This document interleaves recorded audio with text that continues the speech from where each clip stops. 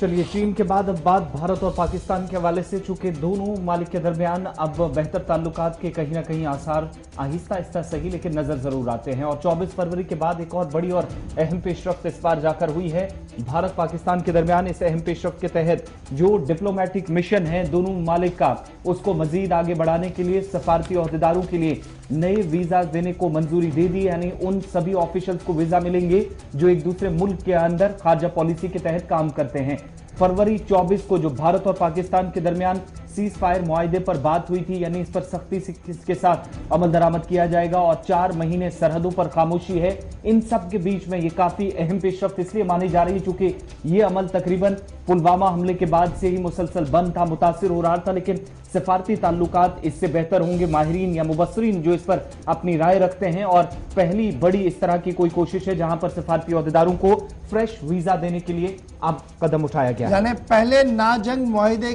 के पर बातचीत हुई और दोनों मुल्क इस बात पर राजी हुए कि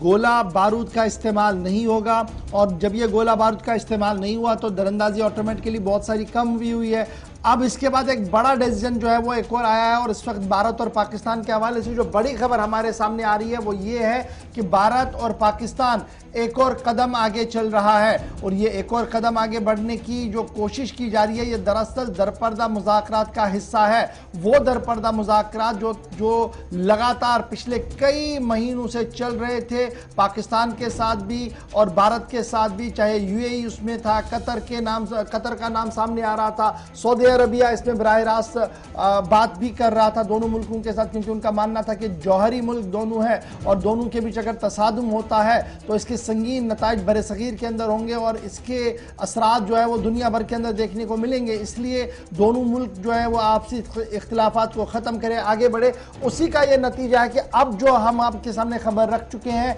कि भारत और पाकिस्तान सफारती महाज पर भी आगे बढ़ेंगे, और जदीद यानी नए सिरे से जो वीज़ा फराहम करने हैं ऑफिशियल्स को या डिप्लोमेटिक मिशंस पर आने वाले लोगों को, उनके लिए राह जो है वो खोल दी गई है। और ये बड़ी पेशरफ्त इस वक्त भारत और पाकिस्तान के अंदर मानी जा रही है, जहां पर नए वीजा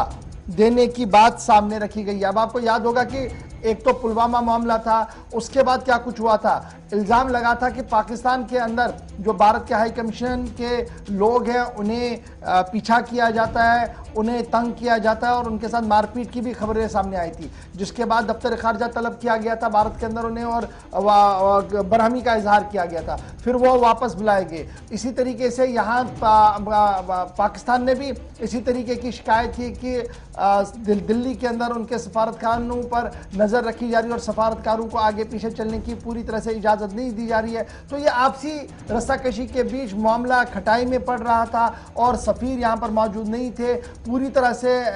एम्बेसियाँ काम नहीं कर रही थी, लेकिन अब आहिस्ता आहिस्ता करते सफारत खानों के अंदर वो पूरी जो कोरम है वो पूरा रहेगा, और दोनों तरफ से इस बात का फैसला लिया गया है कि जदीद नए जो है वो वीज़े फराहम किए जाएंगे डिप्लोमेटिक मिशन पर आने वाले लोगों के लिए। तो ये बड़ी खबर थी जनाब भारत और पाकिस्तान के हवाले से, क्योंकि लाइन ऑफ कंट्रोल पर खामोशी के बाद ये डिप्लोमेटिक मूव एक था जो बड़ी खबर के तौर पर आज सामने आ चुका है। जी आसिफ।